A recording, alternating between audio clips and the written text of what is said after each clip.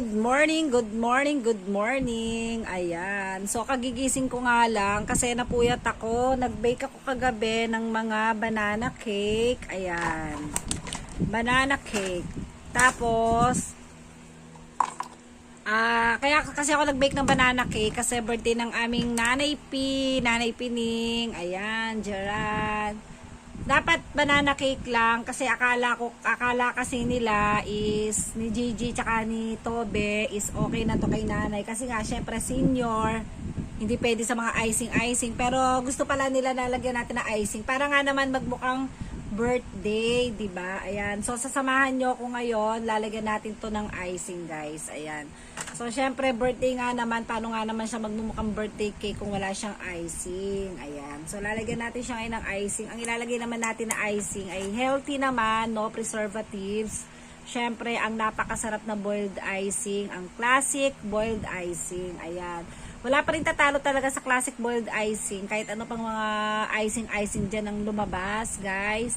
Kasi ang boiled icing napakasarap, healthy, and hindi ganun katamis. Tapos, wala talaga siyang preservative.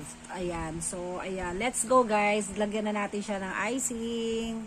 Ang sarap din pala ng combination ng boiled icing at banana cake. Akala ko nung una hindi siya babagay, pero sobrang sarap, guys, promise, sobrang sarap niya. Sa mga nag-order sa akin ng cake, ayan, no, alam nyo na, pwede ang banana cake, lalagyan lang natin siya ng icing. Ayan, hindi na ba kayo nagsasawa sa moist chocolate? Lagi na lang ganun yung mga in-order nyo sa akin. Hindi naman natin sila masisi kasi napakasarap naman talaga ng ating moist chocolate cake talaga. Alam nyo ba, marunong na ang mga customer ngayon. Dati hindi nila feel yung mga moist chocolate na yan. Natitigasan sila, pero ngayon, yung mga nag-order sa akin, ayaw na nila ng malambot. Gusto nila yung daw matigas, yung moist chocolate cake. Yung malambot na sinasabi nila is chiffon cake yon. So talagang pag nakita niyo pag yun ang in-order niyo talaga is magaan lang siya. Kasi puro hangin lang kasi nga chiffon cake lang siya.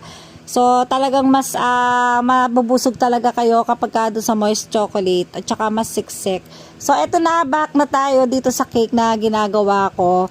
Hindi ko na nga pala napakita sa inyo yung finished product kanina. Mamaya bandang huli dito sa video, makikita nyo yung finished product. And then, dalawa palang cake yung ginawa ko kasi dalawa pala yung ating birthday celebrant. Ayan, si Ate Marlene. Ayan, so ang ginawa ko naman sa kanya, syempre yung kanyang super favorite na, ewan ko ano ba yon, singer ba yon? Hindi ko kasi kilala yung SB. Ayan, so eto makikita nyo rin yung kanyang design. Ang simple lang ng design nito pero ang cute. Tingnan nyo, makikita nyo sa bandang huli ng video, nakakatuwa, ang cute talaga. Tuwan-tuwa nga si birthday celebrant pagka-receive niya ng cake. As in, grabe yung happy niya talaga. Hindi ko na nga masyadong kininis yung ibabaw niyan kasi matatakpan din naman yan ng topper. Nasa biyahe na nga kami niyan, papunta kami ng McKinley sa Venice Canal Grand Mall. Ayan, doon pa namin i-deliver yung cake, doon namin dadalhin kasi doon isa-celebrate yung birthday ni nanay at ni Ate Marlene. So ayan, nag-grab na nga lang kami, kasama ko yung hipag ko at saka mga pamangkin namin. At eto na, tingnan nyo naman yung reaction ni birthday celebrant.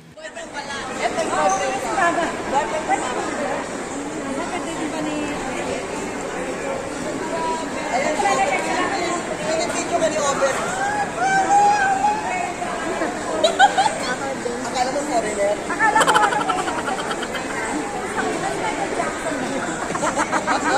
pwede pa rin naman ng comment. Ayun siya sa loob! Ayun siya sa loob! Kaya kami na late. Kaya sila na late.